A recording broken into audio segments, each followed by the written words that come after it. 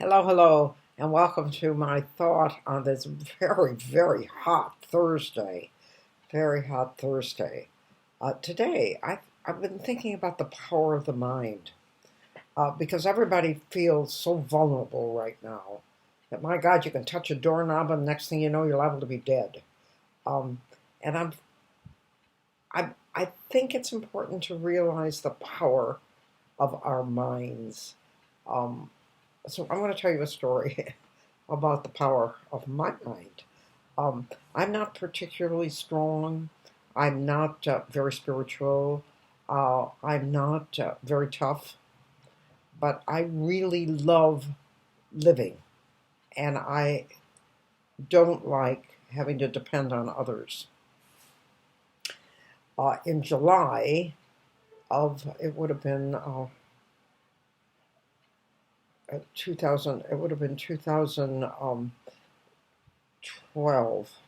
In July of 2012.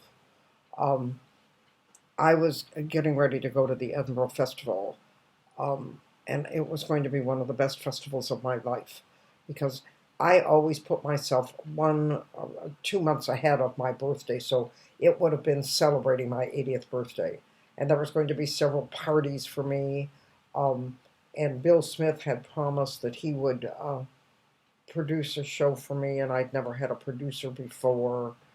It was, and I was also going to be 80.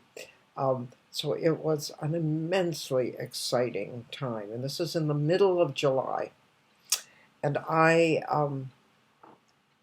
do shows, as everyone knows. And I had gotten all ready to leave for a show. As a matter of fact, it was a burlesque show. I'd gotten all ready to leave for it. I got the car all loaded, and I said goodbye to the dogs when I saw an apple on my tree. And I climbed up on a bench to get the apple, to take it and put it inside so that when I came home, I could have it with my dinner. And I was really stressed because I wanted to get to my gig on time, and have time to change clothes. So I forgot, once I got the apple, I forgot that I was standing on a bench. And instead of stepping down, I stepped back and I landed on my heel. And I remember trying to stand up and I couldn't.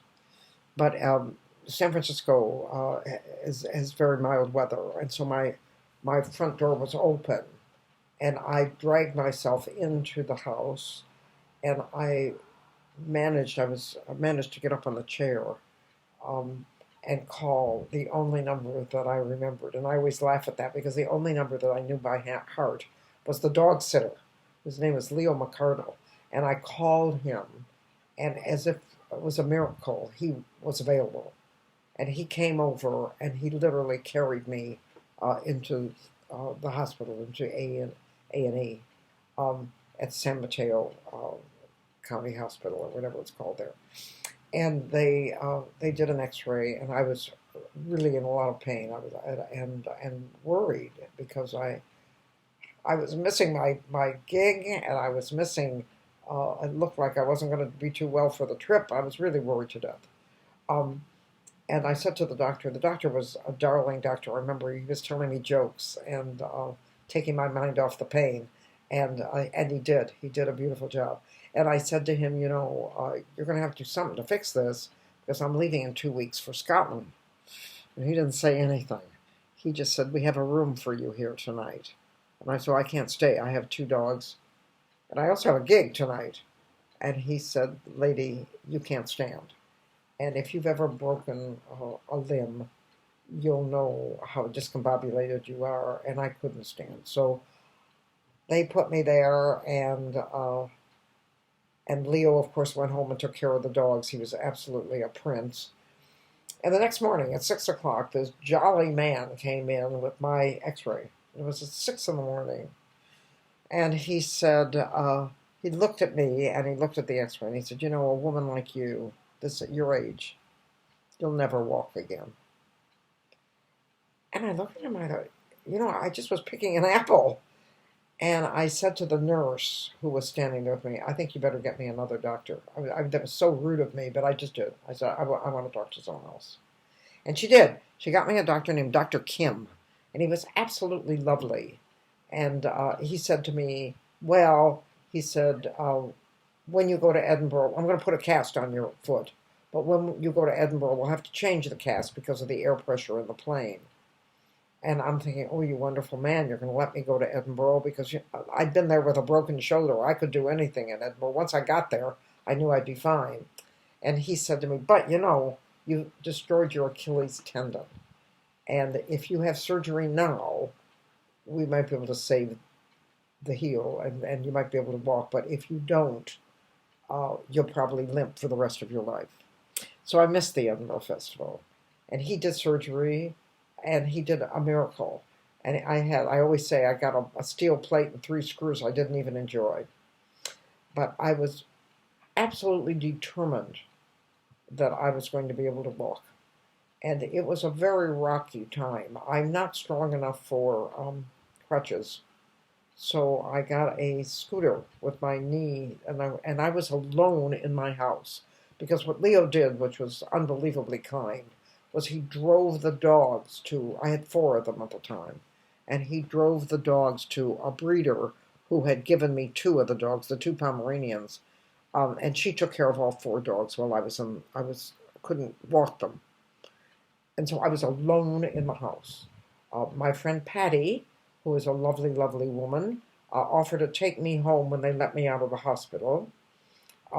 But her partner did not like me and was very anti-Semitic and accused me of being just like all the Jews she knew, which shocked me because I've always thought of myself as an atheist.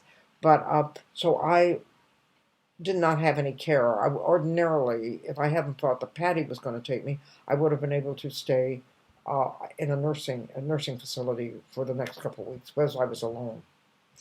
But I came home, and my friend Sharman drove me home. She cooked me dinner and left me there, and I couldn't walk. I had a wheelchair. I couldn't walk. I had to get to bed. I had to get a bath.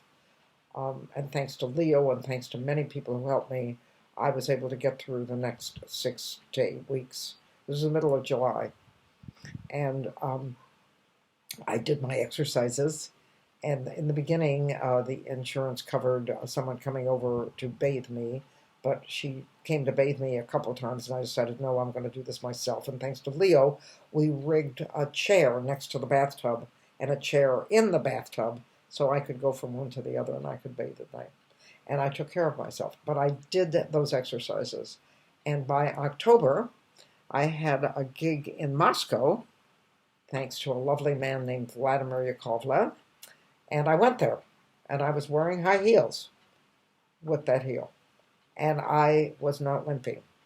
And when I went back to my darling doctor and wonderful, wonderful man that used to change my cast, they couldn't believe that I didn't limp. But they didn't understand the power of my mind. Because I had made up my mind that I was going to get well. And I made up my mind that I was not going to limp. And I made up my mind that I was going to do those exercises to forego any pain. I have never had any pain in that heel. I do not have any arthritis. And I can dance on that foot, if you call what I do dancing. But it is the power of the mind. And when I hear how terrified and see how terrified people are of the COVID virus, and they think, oh my God, if I don't wear a mask, I'm going to get it, I'm going to die. And less than 1% of the people that get the virus die from it, much less than 1%. And much less than 1% are even permanently injured by it. The virus is very, very real. But I know I also had the virus. And I don't recall being particularly sick. But that was, of course, me. So what I'm saying is that never underestimate the power of your mind. And if you want to get well, if something strikes and you want to get well, I assure you, unless you have other conditions, but if you're in good shape and you want to get well, you will. And believe me, you will. And that is my thought on this very hot Thursday.